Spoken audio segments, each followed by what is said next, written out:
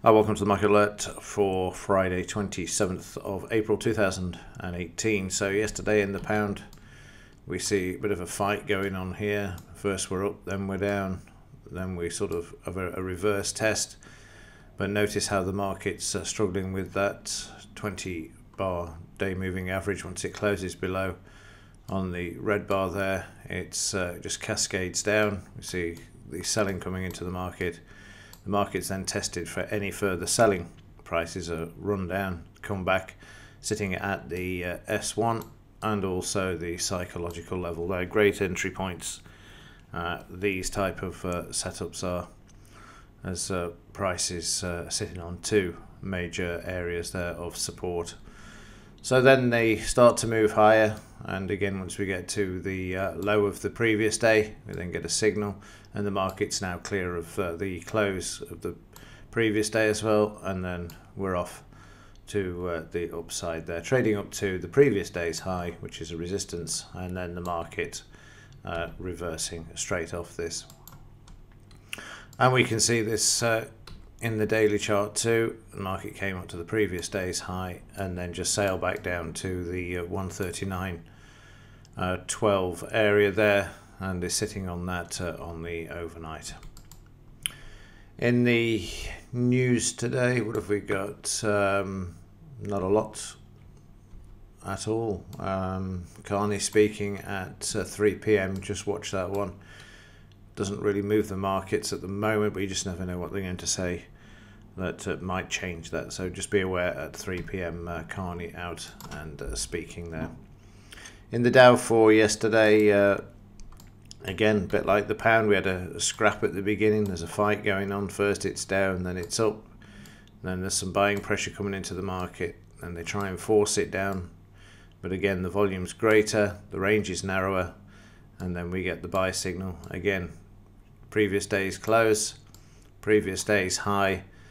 Market drives through this, comes back towards the previous day's high psychological level as well at 24,200, up to the R1. Again, psychological level here. Market comes back down into a bit of no man's land actually, well, what it appears to be. But if I get the fib retracement tool from the high to the low there, and I'll redo that. Must remember to take the extend right out when we're not at the edge of the chart. There you go. And there you'll see the market coming back to the 76%. So even though we had the market closing back below the R1, the minor psychological level there of 24,250, the market sits on the 220, 76%, and it also tests as well before moving higher, and again trading up to the R2 and the psychological level of 24,400 is the high up here. So again, when you combine all of these levels, it's fascinating to see how you can build a trading strategy around them, let alone off the PTP signals.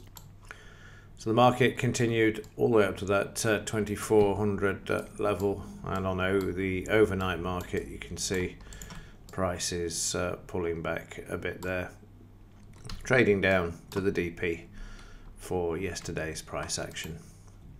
In the daily chart you can see the buying coming into the market yesterday. However, the market struggling a bit, needs to stay above this 20 bar average. It's got this 76% retracement in the way, as it has this 24,788 as well, should prices move higher. Also, again at this level, I'm going to click on the high there and on the low. I'm going to remove this 76%. This is where the market will encounter a problem. It will be at this 76% should it continue to move higher. If not, then we're going to see the market first of all come down to here, and then we'll have the main one from the low to high there. So all of these areas are going to be some sort of support for the market and resistance. So we'll just leave those in for the time being. And all the other ones, it's starting to look a bit messy. We'll certainly get rid of the trend line there. Let's get rid of that for the time being. And let's just draw in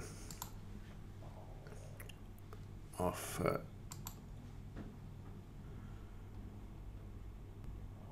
so we're going to have resistance here as well to drive through, which is at the 76%. So let's see what the market does there over the next couple of days, but at least I can see exactly where I'm going to find issues and problems with this market. Also just above the average there as well at the moment.